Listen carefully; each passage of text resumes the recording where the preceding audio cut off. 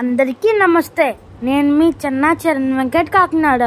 ఈరోజు నేను సామాజిక చైతన్య రచయిత, సుసంపన్నమైన చేసిన కవి, పద్మభూషణ్ అవార్డు గ్రహీత కవి బోయి భీమన్న గారి గురించి మాట్లాడుతున్నాను.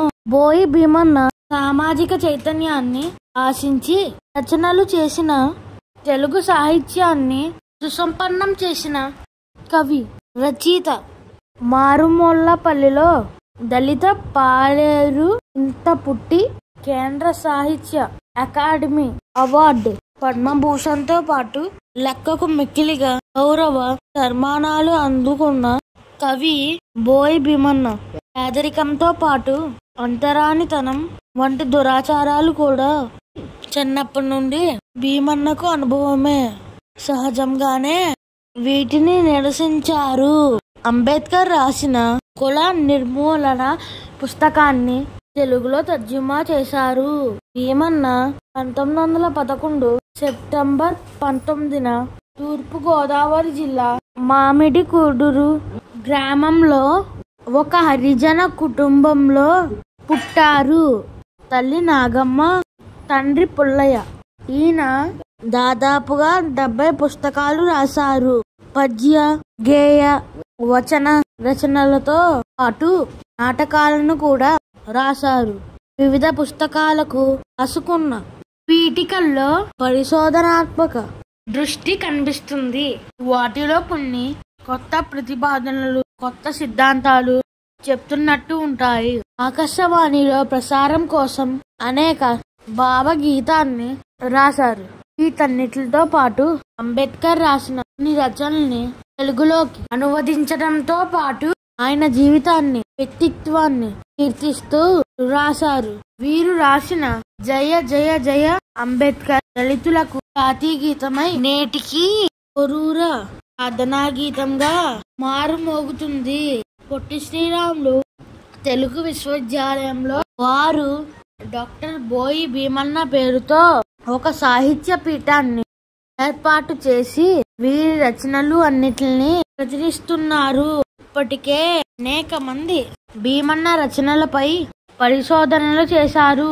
రాష్ట్ర వ్యాప్తంగా జాతీయ సదస్సులు జరుగుతున్నాయి. వీటన్నిటికి ఒక మార్గదర్శనాన్ని కలిగించిన గ్రంథం ఒకటి ఉంది. అది హైమావతి. చక్కని కథనాత్మక శైలిలో రాసిన పాలేరు నుండి పద్మశ్రీ వరకు బోయి భీమన్న గ్రంథం ఇది. వీరి సాహిత్యాన్ని తెలిపే చుక్కాని లాంటిది. దానిలోని సూచనలు అన్ని గమనిస్తే ఆయన రాసిన రచనలలో పరిశోధకులకు, విమర్శకులకు తనదైన విశ్లేషణలకు కారణ దొరుకుతుంది. భారతదేశంలోని భిన్నత్వంలో ఏకత్వం అలాగే భీమన్న రచనలో కూడా ఆ లక్షణం కనిపిస్తుంది అని, ఆయన కుల మతాలు కంటే మానవత్వాన్నే ఆశించిన జాతీయవాది ఆ గ్రంథం ప్రతిపాదిస్తుంది. భారత జాతీయ దృక్పథంలో అంతర్భాగంగా ప్రవహించే హిందూ మతంలో కులాన్ని ప్రత్యేకంగా విశ్లేషించుకోవాలి. అంబేద్కర్ విశ్లేషించింది, భీమన్న రాసింది అదే. తన జీవితాంతం ఆయన జాతీయవాదిగానే ఉన్నాడు. జాతీయతలో తాను పుట్టి పెరిగిన దేశీయ వాస్తవికతకు అనుగుణంగా ఉంటూనే ఆత్మగౌరవంతో జీవించాలనే ఆకాంక్ష ఉంటుంది. కుల నిర్మూలనను బలంగా వ్యతిరేకించిన నాటకం పాలేరు. 1988 నాటికి పాలేరు నాటకానికి 50 ఏళ్ళు అయిందని ఇదే చెప్పుకున్నాడు. అంటే నాటకం 1938లో రాసినట్లు స్పష్టమవుతుంది. గుడిసెలు కాలిపోతున్నాయి 1973 కావ్యంలో ఏడాదికి ఒకసారి దళితులకు గుడిసెలు ఎందుకు కాలిపోతున్నాయో, మరలా కొత్త గుడిసెలు మాత్రమే ఎందుకు వస్తున్నాయో ఓట్ల కోసం వచ్చేవాడిని నిలదీసే చైతన్యం దళితుల్లో కలగాలనే ఆశయం కల్పిస్తుంది. కూలిరాజు 1946లో నాటకంలో కులంతో పాటు ఆర్థికాంశాన్ని కూడా స్పర్శించారు. ధర్మం కోసం పోరాటంలో బహుజనులు అంతా రాజ్యాధికార దిశగా పయనించడానికి సూచనలు చేశారు.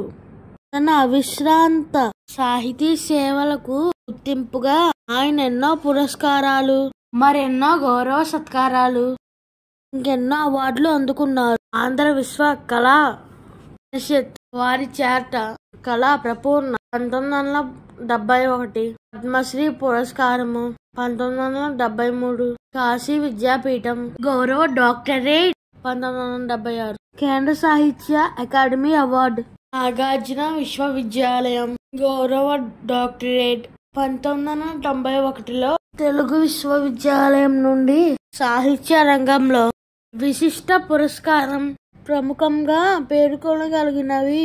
వీటన్నిటినీ మించి తలమానికంగా 2001లో భారత ప్రభుత్వాన్నిచే పద్మభూషణ్ అవార్డును కూడా అందుకున్నారు. సామాజిక చైతన్యమే లక్ష్యంగా జయంగా రచనలు చేసిన వారు బోయ భీమన్న గారు. ఈయన వృత్తి ఉపాధ్యాయులు. జీవిత భాగస్వామి నాగరత్నమ్మ. పిల్లలు బోయి విజయభారతి. భీమన్న గారికి మొత్తం 5 అన్నదమ్ములు, 1 ఆడపిల్ల.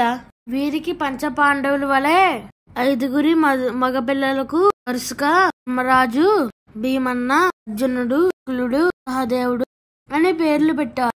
భీమన్న 1935లో ఏ పరీక్షలో ఉత్తీర్ణుడయ్యాడు. 1937లో బిఈడి పూర్తి చేశారు. ఈయన 2005 డిసెంబర్ 6న హైదరాబాదులో తుది శ్వాస విడిచారు. సర్వే జన సుఖనో భవంతు.